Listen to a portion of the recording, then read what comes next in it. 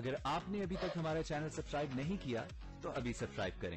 اور bell icon کو click کر کے ہماری لیٹسٹ ویڈیوز کے بارے میں اپڈیٹ۔ السلام علیکم، ہمارے چینل میں خوش آمدید۔ نگینہ اجالا کی بہت زیادہ مدد کرتی ہے، اس کو اس کا بچہ دیتی ہے اور اس کو اپنے ماں باپ کے گھر بھیج دیتی ہے تاکہ اس کو کوئی ڈھونڈ نہ سکے۔ ارمان کو شک ہوتا ہے کہ بچہ اجالا کے پاس ہی ہے، وہ ان کے گھر میں آتا ہے لیکن وہاں پہ اجالا نہیں ہوتی،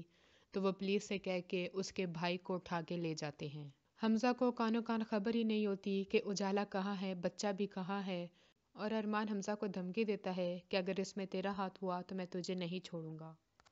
حمزہ اجالا سے رابطہ کرنے کی کوشش کرتا ہے تاکہ اس کو اس کے بھائی کے بارے میں بتا سکے،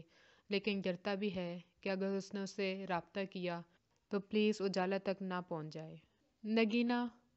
پولیس والوں کو دیکھ کر تھوڑا ڈری ہوئی ہوتی ہے، لیکن ارمان کو اس پہ شک ہو جاتا ہے کیونکہ اس نے پہلے ان کی باتیں سن لی ہوتی ہیں اور اس کو بھی اریسٹ کروا دیتا ہے، تو تب اسے مجبوراً منہ کھولنا پڑتا ہے اور ساری سچائی کے بارے میں بتانا پڑتا ہے۔ پولیس نگینہ کے گھر پہنچ جاتی ہے لیکن اس سے پہلے وہ اجالا کو پکڑتے اجالا وہاں سے پھر فرار ہو جاتی ہے،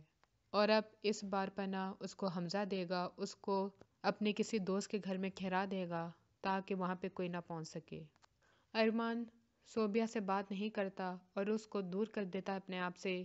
اور صوبیہ کی ساس بھی وہ بھی اسی کو الزام دیتی ہے کہ اگر اس نے بچے پہ دھیان دیا ہوتا تو آج یہ سب کچھ نہ ہوتا،